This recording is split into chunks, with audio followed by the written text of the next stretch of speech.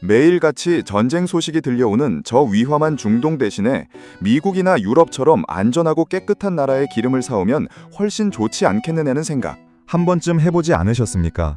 상식적으로 생각하면 아주 당연하고 합리적인 의문입니다. 그런데 왜 대한민국은 굳이 그 냄새나고 더러운 중동 기름만 고집하고 있는 것일까요? 정답부터 말씀드리면, 만약 내일 아침 우리가 수입선을 미국으로 당장 바꾼다면 우리나라가 수조 원을 들여 구축한 정유 시스템은 가동을 멈추고 제 기능을 하지 못하게 될 것입니다. 이것은 단순히 기름의 취향을 선택하는 문제가 아닙니다.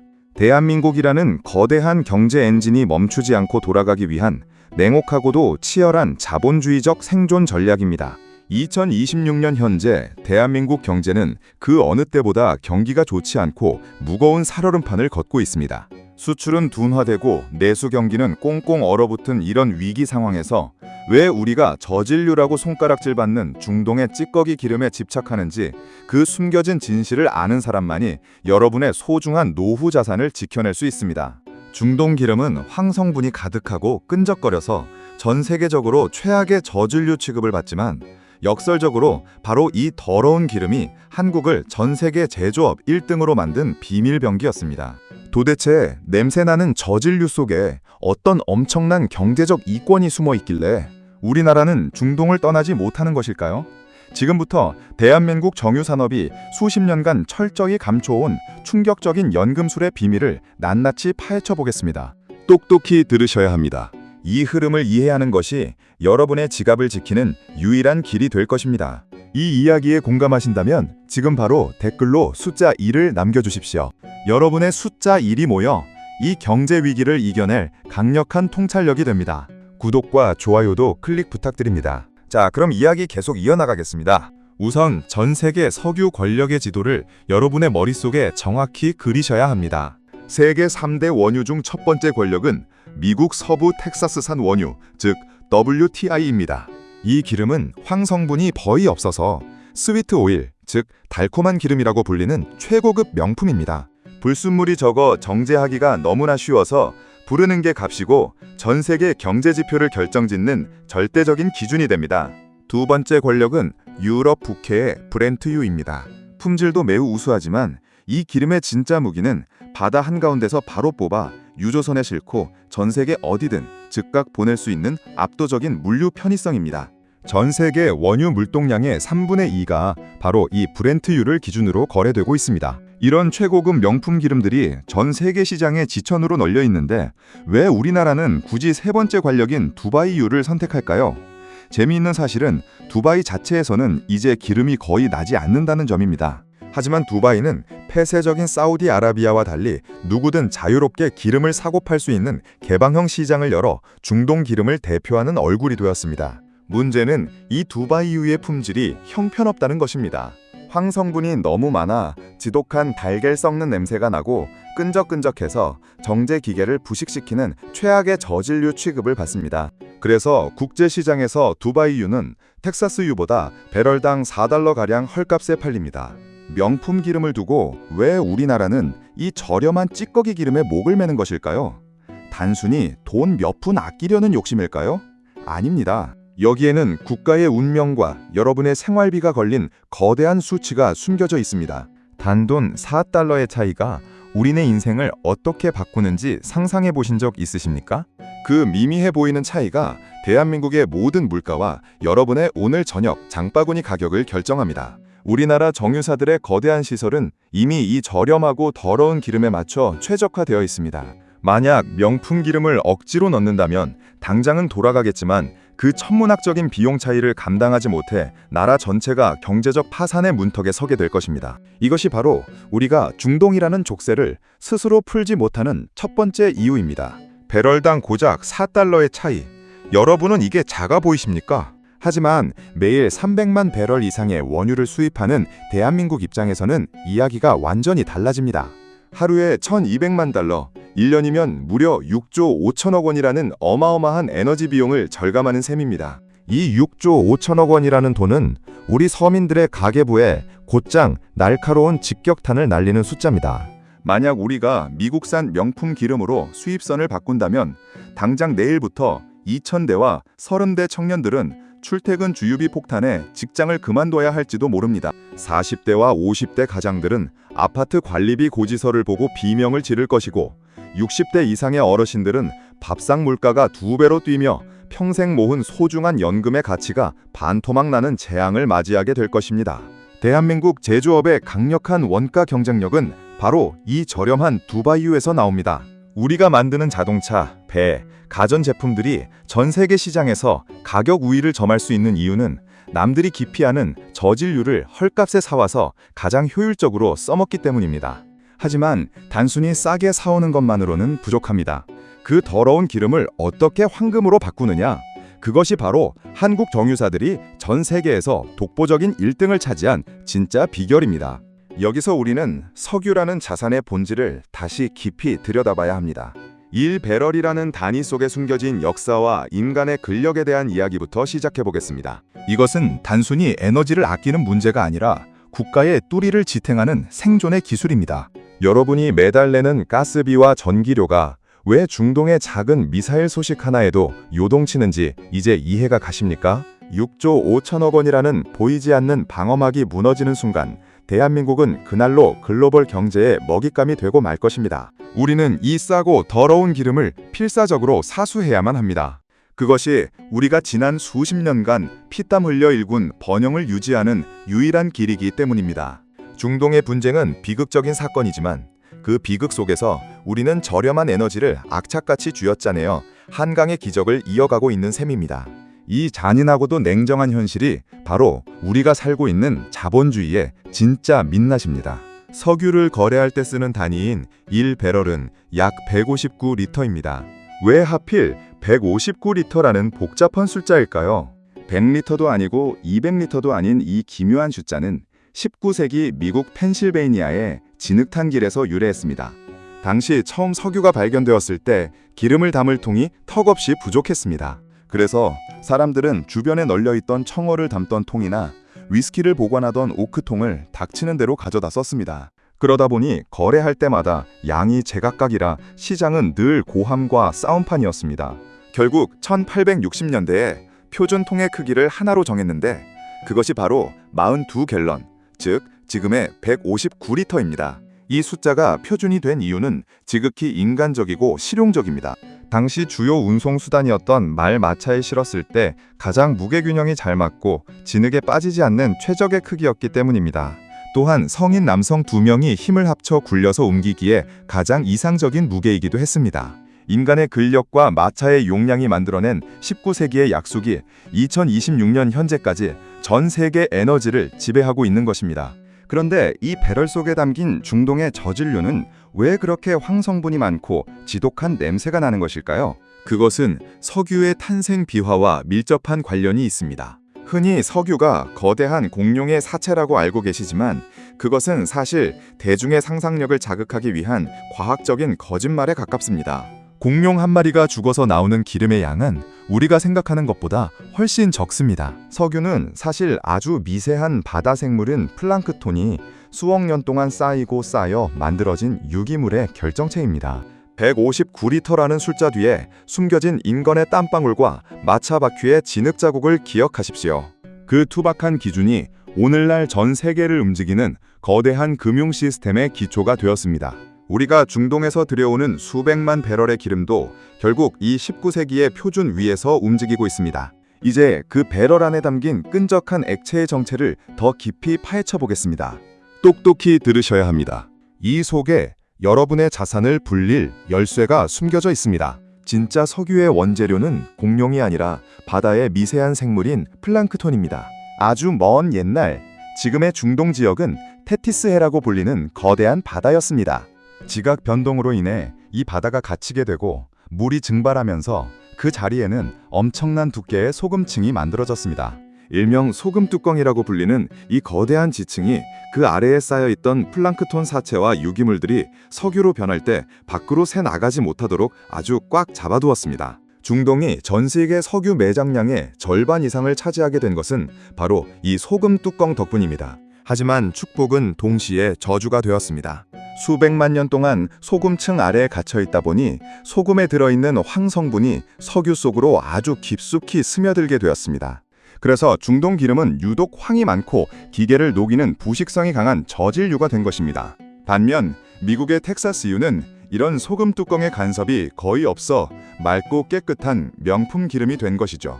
그런데 말입니다. 미국 기름이 품질도 좋고 안전하다면 물류 비용을 좀 더 내더라도 가져올 수 있지 않을까요? 여기서 물류의 냉혹한 경제학이 등장합니다. 소금 뚜껑 아래 잠들어 있던 중동의 기름은 마치 오래 묵혀둔 발효식품처럼 지독한 냄새를 풍깁니다. 그 냄새가 바로 황의 냄새입니다. 이 황 성분은 금속을 부식시키고 정밀한 정제 기계를 파괴합니다. 전 세계 대부분의 선진국은 이 고약한 냄새와 부식성 때문에 중동 기름을 기피했습니다.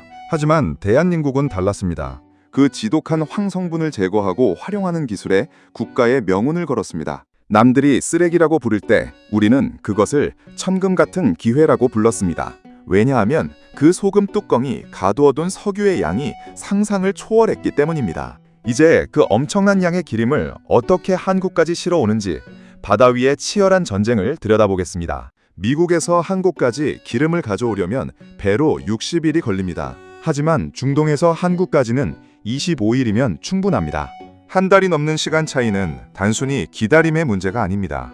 배 한 척당 수억 원의 용선료와 수천 톤의 연료비가 추가로 발생한다는 뜻입니다. 더 치명적인 것은 항구의 수심입니다. 미국의 주요 기름 항구들은 수심이 얕아서 한 번에 200만 배럴을 싣는 초대형 유조선, 즉 VLCC가 들어갈 수 없습니다. 작은 배로 여러 번 실어 나르거나 바다 한가운데서 위험하게 기름을 옮겨 실어야 하는데 그 비용이 상상을 초월합니다. 반면 중동의 노선은 수심이 깊어 VLCC가 거침없이 드나듭니다.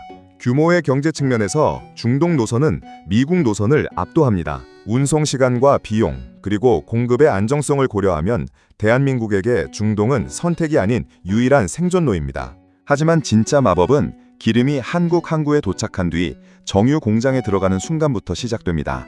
전 세계가 쓰레기라고 버린 중동의 찌꺼기 기름이 어떻게 대한민국의 첨단 반도체와 자동차 소재로 변하는지 아십니까? 그것은 바로 나프타라는 이름의 위대한 기적 때문입니다. 61과 25일, 이 숫자의 차이가 여러분의 자동차 연비를 결정하고 난방비를 결정합니다. 바다 위를 떠다니는 거대한 유조선은 그 자체로 움직이는 유전입니다. 미국 항구가 수심이 얕은 이유는 자연의 섭리이지만 중동의 항구가 깊은 것은 신이 내린 축복입니다. 우리나라는 이 축복을 극대화하기 위해 전 세계에서 가장 큰 배를 만들고 가장 빠른 항로를 개척했습니다. 이제 그 배에서 내린 시커먼 액체가 어떻게 우리 삶을 지탱하는 플라스틱과 섬유로 변하는지 정유 산업의 심장부를 정확히 타격해 보겠습니다. 중동의 저질유를 끓이면 휘발유나 경유보다 더 많이 나오는 것이 바로 나프타라는 찌꺼기 성분입니다. 다른 나라들은 이 나프타를 처리하지 못해 골머리를 앓았지만 한국 정유사들은 여기에 주목했습니다. 이 저렴한 나프타를 대량으로 가공하여 석유화학 산업의 원료로 사용하기 시작한 것입니다. 우리가 매일 타는 자동차의 범퍼, 세탁기와 냉장고의 플라스틱 합성 수지, 심지어 반도체 공정에 들어가는 핵심 소재들까지 모두 이 나프타라는 찌꺼기에서 탄생합니다. 저렴한 원료를 바탕으로 한 한국의 석유화학 제품들은 가격 경쟁력에서 전 세계를 압도했습니다. 또한 정제 과정의 마지막 단계에서 나오는 끈적끈적한 벙커유는 전 세계 조선 시장을 제패하는 밑거름이 되었습니다. 값싼 연료를 공급받은 한국의 선박들이 전 세계 바다를 누비며 물류 강국의 지위를 다진 것입니다. 결국 더럽고 냄새나는 중동 기름의 찌꺼기가 대한민국 제조업을 글로벌 2위로 끌어올린 비밀 병기였던 셈입니다. 그런데 한국인들의 지독함은 여기서 멈추지 않았습니다. 나프타를 빼고 남은 진짜 쓸모없는 아스팔트 찌꺼기까지 황금으로 바꾸는 연금술을 완성해낸 것입니다. 찌꺼기를 보물로 보는 눈, 그것이 바로 대한민국의 저력입니다. 남들은 휘발유만 뽑아내고 나머지는 버릴 궁리를 할 때 우리나라는 그 버려지는 것들에서 옷감을 만들고 타이어를 만들었습니다. 지금 여러분이 입고 있는 옷의 폴리에스테르 성분도 사실은 중동 저질유의 찌꺼기에서 나온 것입니다. 냄새나는 기름이 향기로운 새 옷으로 변하는 과정, 이것이 바로 정유 산업의 본질입니다. 하지만 여기서 만족했다면 우리는 선진국이 되지 못했을 것입니다. 이제 그 마지막 남은 찌꺼기까지 한 방울도 남김없이 고도화 설비의 비밀을 공개합니다. 나프타와 휘발유를 다 뽑아내고 나면 끈적거리는 검은 타르 같은 아스팔트 잔사유가 남습니다. 과거에는 이것을 그냥 도로 포장용으로 쓰거나 헐값에 팔아주었습니다. 하지만 한국 정유사들은 수십조 원의 천문학적인 자금을 쏟아부어 고도화 설비라는 거대한 연금술 공장을 지었습니다. 이 설비는 버려지는 최악의 찌꺼기 기름을 엄청난 고온과 고압으로 다시 한번 분해하는 장치입니다. 이 공정을 거치면 아무짝에도 쓸모없던 아스팔트 찌꺼기가 세상에서 가장 비싼 최고급 휘발유와 항공유로 탈바꿈합니다. 이것을 정유업계에서는 땅 위의 유전이라고 부릅니다. 기름 한 방울 나지 않는 대한민국이 전 세계에서 세 번째로 석유 제품을 많이 수출하는 강국이 된 비결이 바로 이것입니다. 남들은 버리는 쓰레기를 사와서 가장 비싼 명품으로 만들어 파는 장사. 이 지독하고도 영리한 전략이 오늘의 대한민국을 만들었습니다. 2026년 현재 우리나라의 고도화 설비 비율은 전 세계 최고 수준입니다. 정유 산업은 이제 단순히 기름을 파는 산업이 아니라 거대한 장치 산업이자 첨단 화학 소재 산업으로 진화했습니다. 고도화 설비 한 기를 짓는데 수조 원이 듭니다. 웬만한 나라의 국가 예산과 맞먹는 거액입니다. 하지만 우리나라는 이 도박에 가까운 투자를 멈추지 않았습니다. 왜냐고요? 기술력이 곧 기름이기 때문입니다. 땅 밑에서 기름을 파내는 나라보다 땅 위에서 기술로 기름을 만들어내는 나라가 더 강하다는 것을 우리는 전 세계에 증명했습니다. 아스팔트 찌꺼기를 넣었는데 최고급 항공유가 폭포수처럼 쏟아져 나오는 그 광경을 보십시오. 그것이 바로 대한민국의 자부심이자 여러분의 주식 계좌를 지켜줄 핵심 기술입니다. 똑똑히 보셔야 합니다. 대한민국의 정유산업은 이제 글로벌 에너지 시장의 포식자입니다. 하지만 대중들은 여전히 미국의 WTI 가격이 올랐느냐 내렸느냐만 멍하니 쳐다보고 있습니다. 그것은 하수들의 투자 방식입니다. 고수들은 다르게 움직입니다. 진정한 기회는 WTI가 아니라 두바이유 가격과 복합 정제 마진 지표에 숨어 있습니다. 특히 배럴당 정제 마진이 $5를 돌파하는 순간은 정유사들이 돈을 갈로 쓸어 담는 기간입니다. 이때가 바로 여러분의 자산을 폭발시킬 수 있는 절호의 기회입니다. 또한 단순히 기름만 정제하는 회사가 아니라 나프타를 활용해 첨단 화학 소재까지 수직 계열화를 이룬 기업을 눈여겨보셔야 합니다. AI 반도체와 2차 전지 소재의 기초가 되는 고순도 화학 제품들을 생산하는 정유사들은 더 이상 경기 민감주가 아닙니다. 그들은 미래 산업에 쌀을 공급하는 핵심 공급망의 주인공입니다. 지금 2026년 현재의 위기 속에서 대중들이 공포에 질려 주식을 던질 때 우리는 정유사들의 고도화 설비 가동률과 정제 마진의 미세한 변화를 읽어내야 합니다. 투자의 정수는 남들이 보지 않는 곳을 보는 것입니다. 뉴스에서 유가가 폭등한다고 난리를 칠 때 여러분은 정유사들의 스프레드, 즉 원가와 판매가의 차이를 계산해야 합니다. 원유 가격이 올라도 판매 가격을 더 올릴 수 있는 구조라면 그것은 위기가 아니라 기회입니다. 대한민국 정유사들은 바로 그 위기에서 가장 큰 수익을 내는 체질을 완벽하게 갖췄습니다. 여러분의 계좌도 그런 부자의 체질로 바꿔야 합니다. 지금 이 순간의 선택이 여러분의 노후를 결정합니다. 시청자 여러분, 경제는 아는 만큼 보이고 보이는 만큼 벌 수 있습니다. 대한민국이 왜 중동의 위험을 감수하면서까지 그 더러운 기름을 고집하는지, 그 속에 담긴 6조 5천억 원의 원가 경쟁력과 고도화 설비의 연금술을 이제 이해하셨을 겁니다. 국제사회와 에너지 시장은 냉혹합니다. 감정이나 낭만이 아니라 오직 숫자와 효율로만 움직입니다. 우리나라는 그 냉혹한 룰을 가장 잘 이용한 영리한 나라입니다. 실전 투자를 위한 첫 번째 액션 플랜은 미국 뉴스에 휘둘리지 말고 두바이유 지표를 직접 확인하는 것입니다. 두 번째는 고도화 설비를 갖추고 수직 계열화에 성공한 우량 기업을 사냥하는 것입니다. 세 번째는 중동의 미사일이 날아다닌다고 겁먹고 패닉셀하지 않는 것입니다. 공포는 언제나 저렴하게 우량 자산을 살 수 있는 부자들의 축제였습니다. 항상 현금 30%를 확보해두고 기회를 노리십시오. 우리가 중동 기름을 고집하는 이유는 그것이 우리의 현재이자 미래이기 때문입니다. 전쟁과 혼돈 속에서도 우리는 에너지를 확보하고 그것을 부가치로 치환해 왔습니다. 2026년 현재의 이 어두운 경기 침체 속에서도 정유공장의 불빛은 꺼지지 않습니다. 그 불빛이 바로 여러분의 자산을 지켜줄 든든한 등대입니다. 이제 마지막으로 대한민국 정유 산업의 미래와 여러분이 잡아야 할 결정적인 기회에 대해 정리하며 마무리하겠습니다. 끝까지 집중해 주십시오. 마지막으로 강조드리고 싶은 것은 에너지 안보의 대전환입니다. 이제 석유는 단순히 태우는 연료를 넘어 모든 첨단 산업의 원재료가 되고 있습니다. 대한민국은 중동 기름을 고집하며 쌓아온 정제 기술을 바탕으로 이제 탄소 포집과 친환경 수소 산업으로까지 영역을 넓히고 있습니다. 저진류의 황을 제거하던 기술이 이제는 공기 중에 탄소를 포집하는 기술로 진화하고 있는 것입니다. 이것은 100년에 한 번 올까 말까한 거대한 패러다임의 변화입니다. 여러분의 자산을 보호하는 가장 확실한 방법은 이 변화의 중심에 서 있는 기업과 함께하는 것입니다. 중동의 지정학적 위기가 고조될 때마다 우리나라는 오히려 에너지 효율을 극대화하는 기술 혁신을 이뤄냈습니다. 위기는 언제나 강자를 더 강하게 만듭니다. 대한민국 정유 산업은 그 어떤 풍파에도 흔들리지 않는 뿌리 깊은 나무가 되었습니다. 여러분도 흔들리지 마십시오. 단기적인 유가 등락의 일이 일비하지 말고 이 거대한 연금술의 시스템이 창출하는 본질적인 가치에 집중하십시오. 오늘 이 긴 이야기가 요동치는 에너지 위기 속에서 여러분의 소중한 자산을 지켜내고 훗날 완벽한 경제적 자유를 누리시는데 작은 등대가 되었기를 진심으로 바랍니다. 오늘 영상이 여러분의 가슴을 뛰게 하고 도움이 되셨다면 절대 잊지 마시고 구독과 좋아요, 알림 설정까지 꼭 부탁드립니다. 여러분이 눌러주시는 따뜻한 클릭 한 번이 밤을 새워 데이터를 분석하고 영상을 만드는 저에게 가장 위대한 원동력이 됩니다. 저는 다음 영상에서 더 날카롭고 압도적인 팩트 분석으로 돌아오겠습니다.